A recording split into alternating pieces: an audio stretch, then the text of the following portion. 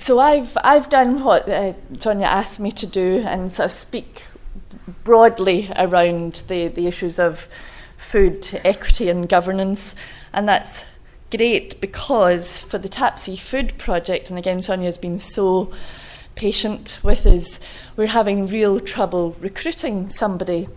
And I'm saying that up front because part of the reason I think we're having real trouble recruiting somebody is the complexity of the issue and the skills and the training that is given to people or that people are choosing to do, not equipping them sufficiently for some of these issues. That's my excuse for not being able to get somebody. Now, of course, that Canberra is the capital of cool and the best city in the world, we'll have no problem.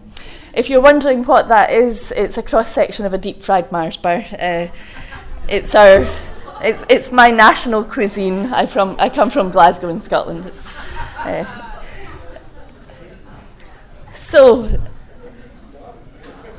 And it's gorgeous. It's gorgeous.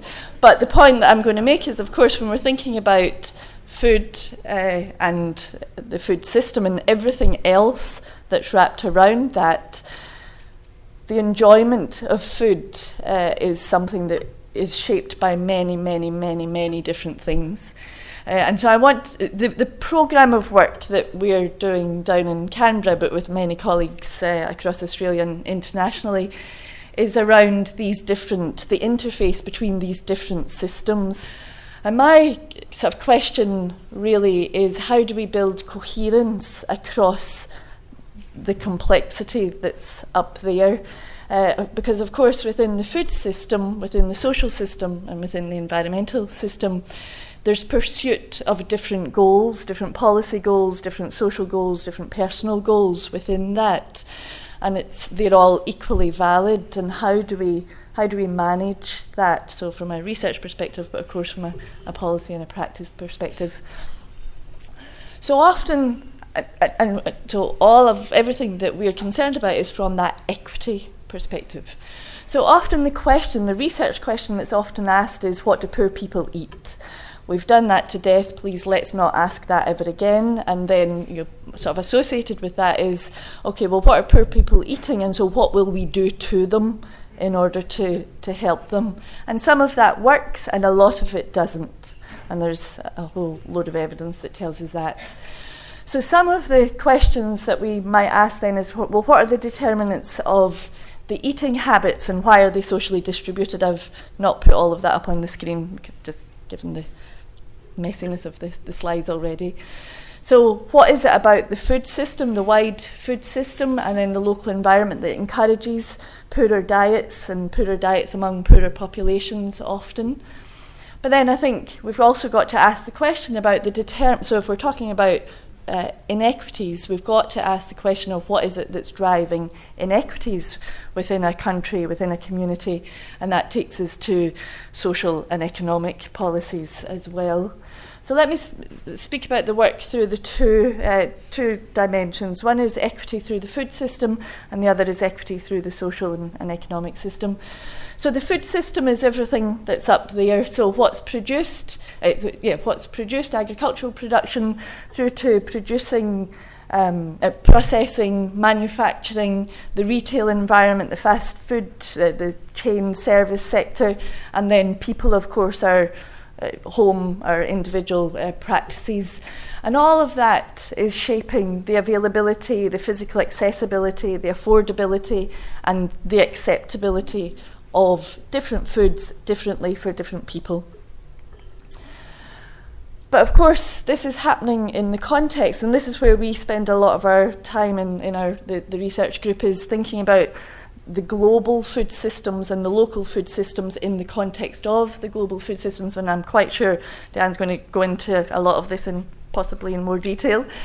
No? Okay. But so I want to pick up on particularly around the liberalisation of trade policy, and very tightly associated with that is increased foreign direct investment. So what we've been speaking about so far today is what's happening in our sort of the local environment. People are interacting with food, people are interacting with alcohol, people are interacting with tobacco, but of course there's large structural drivers of that local interface. I don't mean for you to look at this or be able to read this at all, but this is me focusing on trade policy and how trade policy affects what we eat. So trade agreements influence, and I'm not going to be able to get this to work either. No. So if you're starting at the top, comes down through, so trade agreements, and I'll speak about them in a wee bit more detail in a second. It affects the goods coming into a country, so the availability of foods. It affects the processing of foods. It's to do with the retail environment, and it's partly to do with globalised food advertising. And then that, of course, affects our everyday local consumer environment, so whether it's to do with the nutritional quality, the price, the labelling. So let me unpick that. If we're trying to understand how trade policy, so we've got a big ARC grant that's trying to understand how trade policy affects nutrition, and what does that mean from a governance perspective? How do we govern in a way that's good for it? So there's 4 pathways. It's about foreign direct investment. It's about what trade policy does vis-a-vis domestic health policy instruments. It's about the quality and amount of foods that are coming into a country. And then there's also a relationship with, if you change tariffs, what does that mean for government revenue? So in terms of foreign direct investment, what's this got to do with anything? So if you think about governance and about control of our global food supply, and ultimately what that means for a country, so there's 4 big businesses that control most of the global grain. Does that matter? Well, we can think about that in many different ways. Somebody's got to control it, obviously. But the reason that it's become quite important, we think, is particularly what happens when you have the concentration of control in a very small number of groups, people, companies. What the evidence is suggesting, and there's nothing definitive yet, but the suggestion that the food price volatility is associated with that, so food prices. It's got something to do with what the smallholders are producing, so who owns the potatoes in Australia and who decides what type of potatoes gets controlled. It's not the local farmers, it's the owners of the potato supply chain. And so that has implications for livelihood and arguably for the nutritional quality of what is produced. The other piece of work that we're doing in relation to this is the investment. So foreign direct investment is a very central part of trade policy. And with liberalisation of foreign direct investment, again, it's about increasing the movement of goods and commodities and companies around the world, which I think is a good thing from an economic development purpose. But from what we're seeing, this analysis that we've done of the transnational food and beverage corporations coming into countries across the Asia-Pacific region, bringing these vectors of salt, fats and sugars, there is so much growth of that still to happen. So we've had the discussion about tobacco and where tobacco growth is still to happen.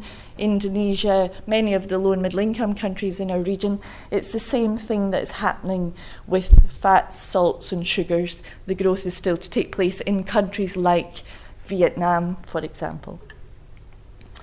The other relationship between trade and nutrition, and I think this is something we really need to pay attention to, given what's happening with the Trans-Pacific Partnership trade agreement that's currently under negotiation, and all of the great discussions that we've been having in Australia around the Health Star rating system. Thailand wanted to introduce on the foods that were being targeted to children, junk foods being targeted to children, wanted to introduce a traffic light labelling system. So from a health policy perspective, a really sensible thing to do. That is a technical barrier to trade. So when they tried to introduce that, they were reminded that actually this could be a problem as far as a trade policy, as far as trade policy and the technical barriers to trade agreement. And so when we're thinking about the labelling system in Australia, in terms of being compliant with our trade agreements, that is something that has to be considered, and I know colleagues do that in the department. The other thing about trade policy, and certainly some of the mechanisms within trade policy, which is called investor-state dispute settlement, which is what we're experiencing at the moment through the Australian government being challenged in the World Trade Organization because of the plain packaging. So it goes to WTO, it's going through a dispute settlement mechanism. But really what's most interesting and most concerning is what is also happening through the bilateral investment treaty between Australia and Hong Kong. And what's in an investment treaty is an investor-state dispute settlement clause which allows a company to sue a country. Yeah, so that's quite different. If a country violates the investment agreements, of course, there has to be strong grounds for that. So if the question of is that a company starting to influence the domestic policy space of countries, is that what is potentially going to happen when it comes to some aspects of the food industry? Of course, not all, but for some aspects. And I want to finish with thinking about how that intersects with the economic and social environment. And so I've spoken about the food system, but people live in a much wider world, and our daily living conditions are shaped by the wider issues of power, money, and resources. And I love the NHMRC. I'm really sorry that John's not here, but we have just recently got a CRE, last week, which is to investigate exactly these sorts of things of the social determinants of health and health equity. And it's about, well, what's the question that we need to ask? Thinking, it's not about what are poor people eating or why are poor people dying of the things they're dying of. It's these wider questions. Some of the things that we've been speaking about is how on earth do you get issues of equity onto a political agenda? So the political science of that, not the public health, the political science of how you get something onto an agenda, politically, but also the social agenda, understanding how things like the cooking shows are used to influence the social agenda. Then the more standard of, well, what does that policy what might that policy look like from an equity perspective? And then the absolute gap in the international evidence base on the social determinants of health and health equity is implementation. When we were doing the review for the World Health Organization's Commission on Social Determinants, we found almost nothing that assessed the implementation challenges of how you made this sorts of thing happen. And then finally, of course, the policy evaluation, everything that we've been speaking about. And I would say that's exactly what we're going to do, what we have to do within the TAP Seafood project, is trying to understand all of these different dimensions around the policy cycle, but really it's not just about one or the other. And the other, I'll finish now, the other aspect of it, of course, is from that social policy perspective. These are some analysis that we did looking at the cost of a healthy and environmentally sustainable diet here in Sydney, in New South Wales. And really the point of that is to say that, of course, for lower income households, they're having to spend about just under 50% of their weekly income to meet the dietary guidelines and consume in an environmentally friendly way. Nonsense, as soon as it's above 30%, you can't do anything with it. So that's the sorts of issues that we're wanting to grapple with within the TAPSEA project, the food project. We haven't started it yet. If you know of anybody who's dying to come and live in the city of, the city of culture, the capital of cool, something like that, isn't it? Please recommend that they come and work with us. And all of that is through a systems lens, which we are still really trying to learn about.